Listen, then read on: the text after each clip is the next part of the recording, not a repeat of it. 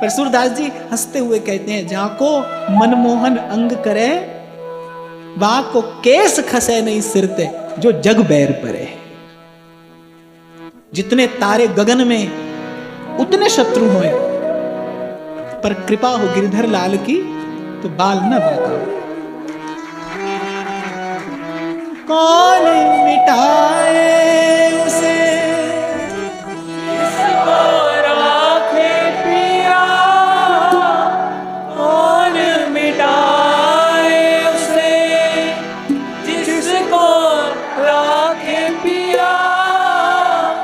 सब दुख दूर हुए जब तेरा नाम लिया।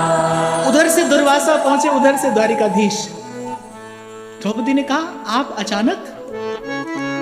और गोविंद मुस्कुराते हुए उत्तर देते हैं, सखी स्मरण भी अचानक किया तुमने, तो आना भी मुझे अचानक पड़ा। ऐसे असमय मेरा स्मरण किया, और चिंतातुर व्याकुल द्रौपदी कि दुर्वासा स्नान करके आते होंगे और मेरा पात्र खाली है, क्या निवेदन करूंगी। और सूरदास जी उस झांकी का स्मरण करते हुए अपने अपने प्रभु के स्वभाव की बलिहारी लेते हुए कहते हैं, सूरदास करुणा निधान प्रभु, सूरदास करुणा निधान प्रभु, जुग जुग भक्त बढ़ाए, प्रीत सबन की मानत गोविंद, प्रीत सबन की मानत। आपकी वाणी का दर्शन करते हुए एक भाव मुझे इतना प्रिय लगा कि कैसे, किस प्रकार प्रभु अपने अपने भक्त वत्सलता के स्वभाव के वशीभूत होकर भक्ति की रक्षा करते हैं। और अभी मैं आपसे कह रहा था ना, वही सेवक अंग संग रहता है, वही वास्तविक स्वभाव से परिचित होता है।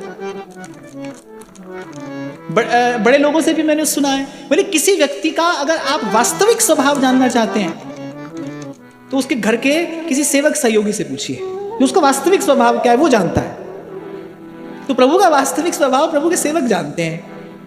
और सूरदास जी अपनी उस दिव्य दृष्टि से, सूरदास जी को जो दृष्टि मिली है वो वस्तुतः सूरदास जी की दृष्टि नहीं है, वो तो वल्लभ की दृष्टि है। सूरदास जी ने जो देखा है वो वल्लभ की दृष्टि से देखा है। इसलिए मैं जब जब ये चार पंक्तियां कभी स्मरण करता हूं तो जाने क्यों मुझे उस घटना का स्मरण हो आता है, एक दृश्य सा सामने उपस्थित हो जाता है कि सब ओर से ठोकर खाकर जब आप पड़े सूरदास श्री महाप्रभु जी के चरणों में, और जैसे ही गुरु का वरद हस्त मस्तक पर आया, सूरदास कहते, सूरदास प्रभु तुम्हारी कृपाते पाए सुख जुगन। जैसे जैसे किसी भटके को, भूखे को, तपे को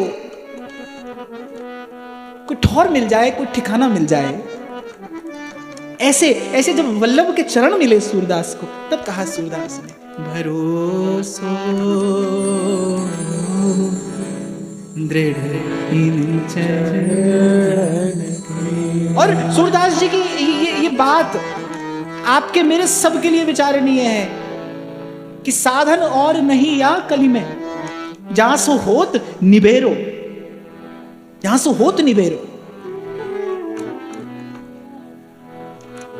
तो सूरदास जी के पास जो दृष्टि है वो वस्तुतः वल्लभ की दृष्टि है। और ऐसी सुंदर झांकी सूरदास जी दिखाते हैं। कुछ कुछ लीलाएं प्रभु की ऐसी हैं जो मुझे लगता है श्री सूरदास जी को अतिशय प्रिय हैं। सूरदास जी ने अनेक अनेक स्थानों पर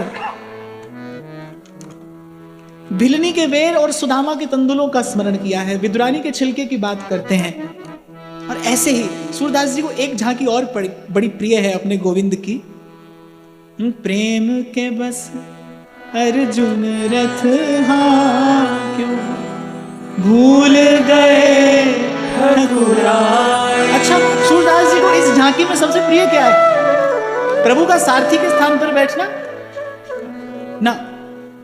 सूरदास कह रहे अपनी ठकुराई भूल कर बैठे, भूल गए तीन लोक का ठाकुर, सकल लोक चूड़ामणि। और सूरदास जी दर्शन कराते हैं, पारथ के सारथी हरि आप भय हैं, पारथ के सारथी हरि आप भय हैं, पारथ के सारथी हरि आप भये हैं। पारस के सारथी हरि आप भये हैं। पारस के सारथी हरि आप भये हैं। पारस के सारथी हरि आप भये हैं। भक्त वचल नाम निगम गाए गए। भक्त वचल नाम निगम गाए गए। भक्त वचल नाम निगम गाए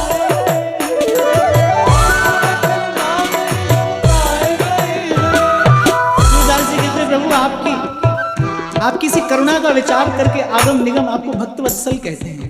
अपनी ठकुराई भूल कर आप अर्जुन के सारथी बने बैठे हैं।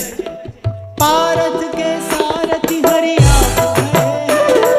पारस के सारथी हरि आप भये हैं। भक्त वचल नाम निगम गाए गए हैं। भक्त वचल नाम निगम गाए गए हैं। भक्त वचल नाम भक्त वचल नाम निगम गाए गए हैं। बाएं कर बाज बाग दाहिने हैं बैठे।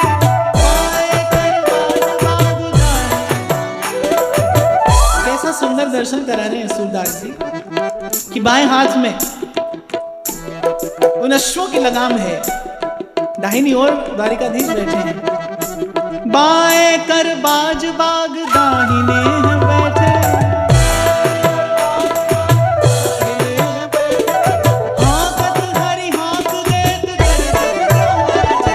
हाकत हरि हाक देत। और इस पद में सूरदास जी ने मानो भक्ति तत्व फूंक कर इस पद को प्राणवंत कर दिया है। क्या कहते हैं सूरदास? छाता लो छाह किए शोभित हरि छाती। छाता लो छाह किए शोभित हरि छाती। छाता लो छाह किए शोभित हरि छाती।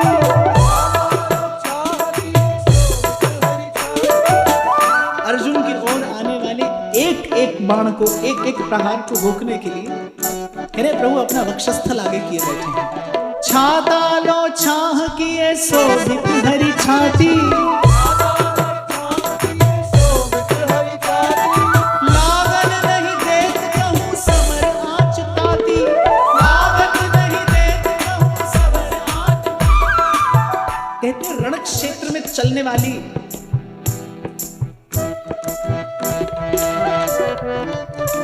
वो उष्ण वायु, वो जो पीड़ितों की पीड़ा से, उनके क्रंदन से जो उष्ण हो गई है, विषैली सी हो गई है, कहते प्रभु ने वो ताती वायु भी अर्जुन को स्पर्श नहीं होने दी। इसीलिए संत कहते हैं तत्ती वायु न लगई पार ब्रह्म सरहा। मैंने जब ये पद पढ़ा तो एक क्षण के लिए मेरा रोम रोम आनंद में भीग गया, उस छवि का, उस छटा का, उस झांकी का स्मरण करके। छाता लो छाह किए शोभित हरि छाती।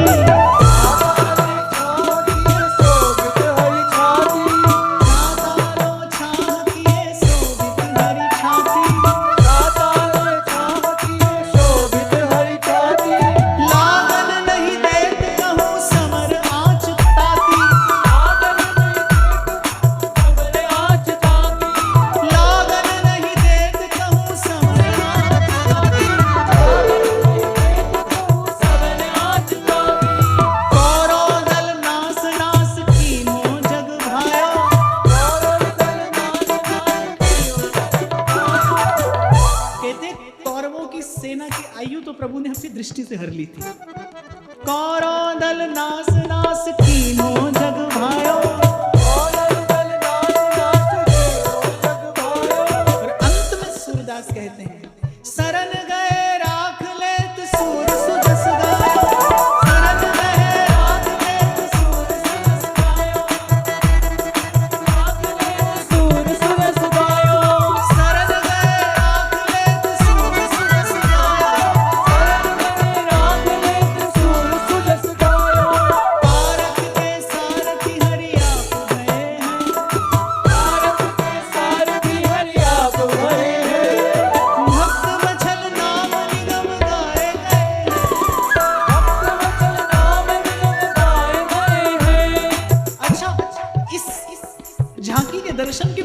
क्या है? क्यों आकर बैठे प्रभु वहां? कहते हैं कि अर्जुन को कहना नहीं पड़ता था। सूरदास जी लिखते हैं, जित जित मन अर्जुन को तीरथ चलाए। जहां अर्जुन का मन होता था, प्रभु अर्जुन के मन की जान उस रथ की गति, उस रथ की दिशा नियत करते थे। पर इस अति सुंदर, अति मधुर भक्ति भाव को प्राणवंत करने वाली इस लीला के मूल में क्या है?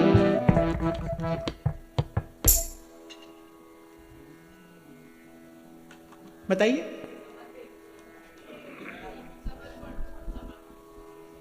अर्जुन का पूर्ण समर्पण। श्री ठाकुर जी ने कहा था दुर्योधन से, देखो प्रभु से ही दोनों ने पाया, अर्जुन ने भी प्रभु से पाया, दुर्योधन ने भी प्रभु से पाया। पर श्री ठाकुर जी ने कहा, दुर्योधन तू मेरे पास योजना लेकर आया था, अर्जुन मेरे पास याचना लेकर आया था। योजना बुद्धि से बनाई जाती है, याचना हृदय से की जाती है। तू मेरे पास योजना लेकर आया था, अर्जुन मेरे पास याचना लेकर आया था। जो योजना लेकर आता है उसे मैं सहयोग दे देता हूं, जो याचना लेकर आता है उसके मैं साथ रहता हूं। कौन मिटाए उसे जिसको राखे पिया, कौन मिटाए उसे जिसको राखे पिया। कम से कम जब श्री कृष्ण के निकट जाना, तब तो ये भूल नहीं करना अपनी ओछी बुद्धि से, अपनी ओछी बुद्धि से कोई ओछी सी योजना बनाकर प्रभु के पास नहीं जाना। सूरदास जी ने यश गाया है, और ये दो पंक्तियां तो मुझे प्राणाधिक प्रिय लगी। छाता लो छाह किए शोभित हरि छाती। अरे किसी भी प्रकार से पांडवों की विजय संभव नहीं थी भाई। सन्मुख भीष्म थे, द्रोणाचार्य थे, कृपाचार्य थे, अश्वत्थामा थे, सूर्यपुत्र कर्ण थे, नारायणी सेना थी। इस घटना का जितना विचार करो उतना कम है। श्री कृष्ण इस जीवन रूपी रथ की लगाम भी लेने को तो प्रस्तुत है, पर आज जहां से हमने चर्चा में प्रवेश किया ना, अन्याश्रय त्याग पूर्वक सब तज भजिए नंद कुमार, सब तज भजिए। वो जिसका यशगान श्रुतियां पूर्णमदः पूर्णमिदं पूर्णात् पूर्णमुदच्यते पूर्णस्य पूर्णमादाय पूर्णमेवावशिष्य, ये कहकर करती हैं। वो परिपूर्णतम आपके इस अपूर्ण जीवन को भी पूर्ण करने को प्रस्तुत है, तत्पर है। बस केवल इतनी अपेक्षा रखता है कि हमारे जीवन में अन्याश्रय न रहे, अन्याश्रय के त्याग पूर्वक। इसीलिए मैंने स्पष्ट किया, सूरदास जी ने भगवत भजन की बात बाद में कही, पहले कहा सब तज फिर भजिए नंद कुमार। अरे किसी भी प्रकार से पांडवों की विजय संभव नहीं थी। एक एक दिव्यास्त्र का तेज श्री कृष्ण ने स्वीकार किया। इसलिए प्रीत का नाता इनके जैसा कौन निभाना जानता है। मैं तो सदा कहता हूं भाई, सबसे बड़ा भक्त अगर कोई है इस समग्र अस्तित्व में, तो सबसे बड़ा भक्त अपने भक्तों का भक्त स्वयं गोविंद है। वो अपने भक्तों का भक्त है। किसी का भी हृदय, किसी का भी पाषाण हृदय विगलित हो जाए, सकल लोक चूड़ामणि जब अपने पीतांबर में द्रौपदी का जूता उठाकर खड़े रहते हैं।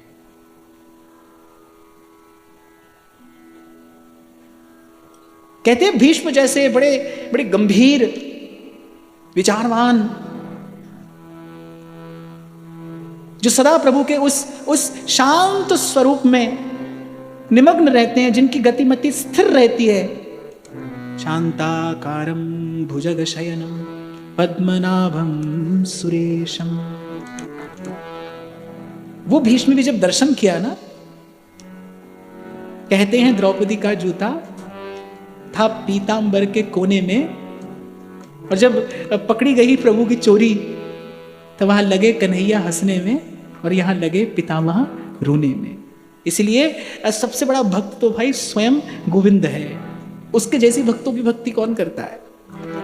तो आज जब मैं दर्शन कर रहा था तो ये पंक्ति आई और इस पंक्ति के भाव में मैं बस बैठा रहा और बस उसी पंक्ति के भाव में चलकर यहाँ तक आ गया कि छाता लो छां किए शोभित हरी छाती और लागन नहीं देत कहूँ समर आँच ताती, लागन नहीं देत कहूँ समर आँच ताती। इसलिए बाप सार की बात, श्री जी तमरी शरण वल्लभ तमरी शरण, श्री जी तमरी शरण वल्लभ तमरी शरण, श्री जी तमरी शरण वल्लभ तमरी शरण, श्री जी तमरी शरण वल्लभ तमरी शरण, गिरिराज धरण, श्री जी तमरी शरण, गिरिराज धरण, श्री जी तमरी शरण।